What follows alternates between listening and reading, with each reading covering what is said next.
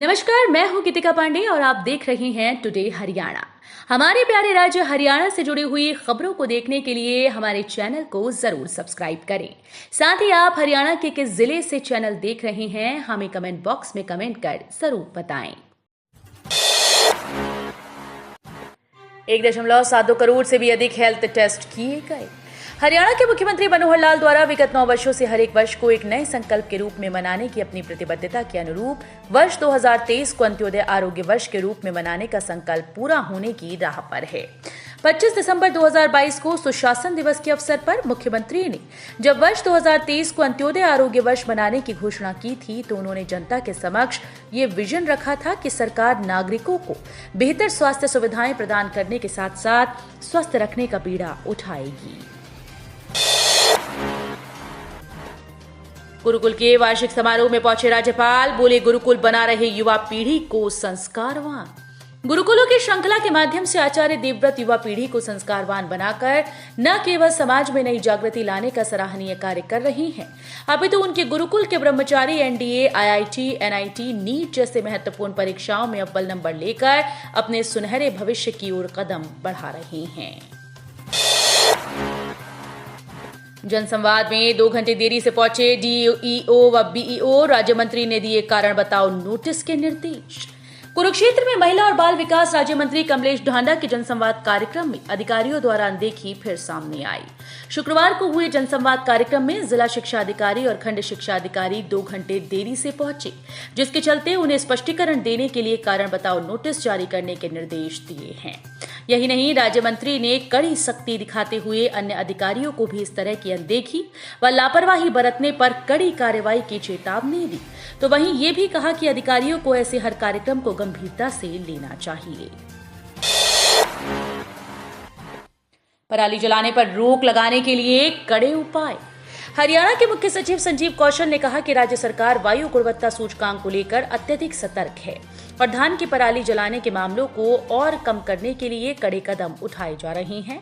उन्होंने कहा कि पिछले साल की तुलना में 2023 में पराली जलाने की घटनाओं में 38% की कमी आई है।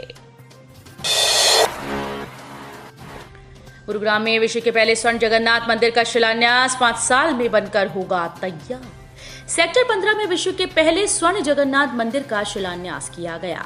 ये दिव्य मंदिर युवाओं में सनातन संस्कृति और नैतिक मूल्यों को फैलाने के प्रति श्री श्री जगन्नाथ सेवा संघ के समर्पण भावना का प्रतीक है। शिलान्यास समारोह में भारत विकास परिषद के राष्ट्रीय संगठन सचिव और आरएसएस के प्रचारक सुरेश जैन मुख्य अतिथि रहे। सूरजकुंड में शुरू हुआ दिवाली मेला, शिल्पकला समेत अन्य उत्पादों से जुड़े 300 स्टॉल लगाए गए। हस्तशिल्प मेले की तर्ज पर आयोजित हो रहे सूरजकुंड दिवाली मेले का शुक्रवार शाम को खूबसूरत माहौल में शुभारंभ किया गया। प्रदेश के पर्यटन, वन और पर्यावरण मंत्री कंवरपाल गुर्जर ने इसका उद्घाटन किया। मेले में शिल्पकला और दिवाली से जुड़े उत्पादों के लगभग 300 स्टॉल लगाए गए हैं। पर्यटन मंत्री ने कहा कि ये बेहद खुशी का क्षण है। फरवरी माह में लगने वाले हस्तशिल्प मेले की वजह से सूरजकुंड का नाम पहले से ही विश्व प्रसिद्ध है। अब दिवाली मेले का आयोजन करके फिर से लोगों में खुशी बांटने की कोशिश की गई है। हरियाणा में कुआनों ने बनाया अविवाहित एकता मंच, कहा सीएम हमारी मांगों पर ध्यान दें। पुरुषों का अविवाहित रहना समाज में एक नई समस्या को जन्म दे रहा है। हरियाणा में बड़ी संख्या में ऐसे पुरुष हैं जो अविवाहित हैं। काफी पुरुष ऐसे भी हैं जिनकी पत्नी की या तो मृत्यु हो चुकी है या वो उन्हें छोड़कर जा चुकी है।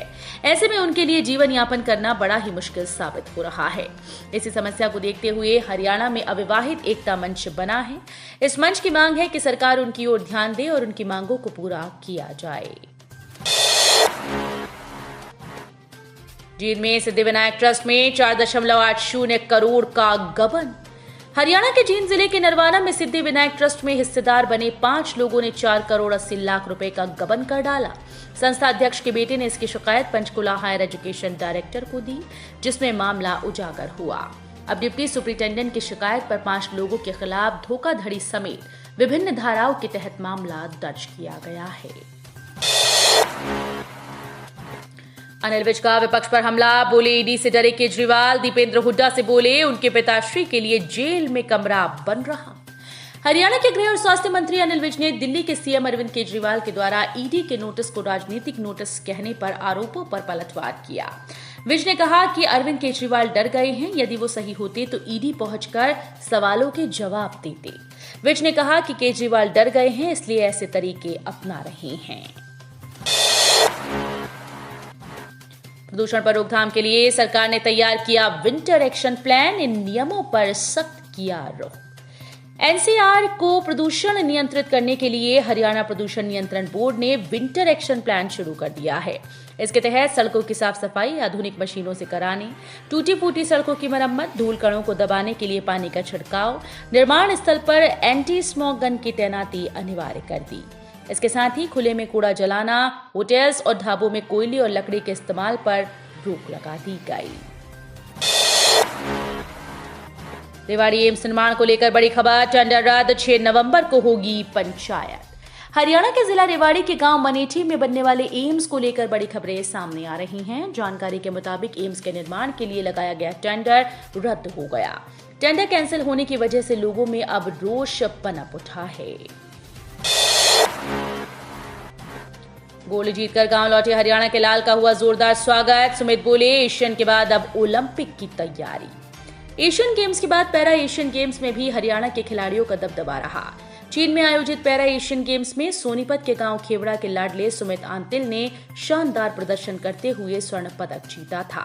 एक बार फिर से देश और प्रदेश का मान बढ़ाते हुए 73.29 मीटर के थ्रो के साथ एशियाई पैरा गेम्स में रिकॉर्ड और विश्व रिकॉर्ड को तोड़ते हुए सुमित ने गोल्ड मेडल जीता।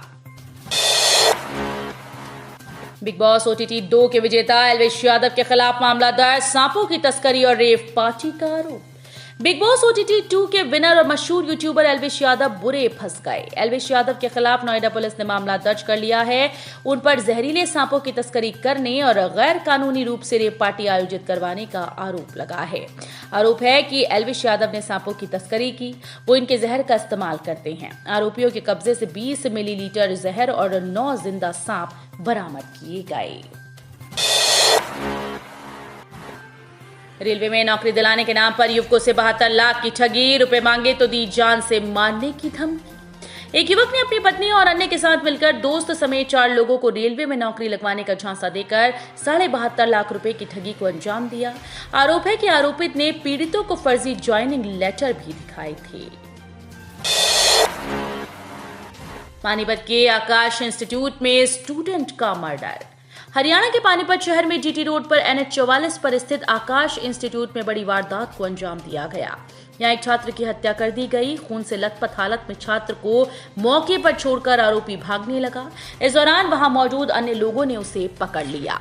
सूचना मिलते ही पुलिस मौके पर पहुंची। छात्र के शव को सिविल अस्पताल भिजवाया गया, जहां उसका पंचनामा भरवाकर शवगृह में रखवा दिया गया।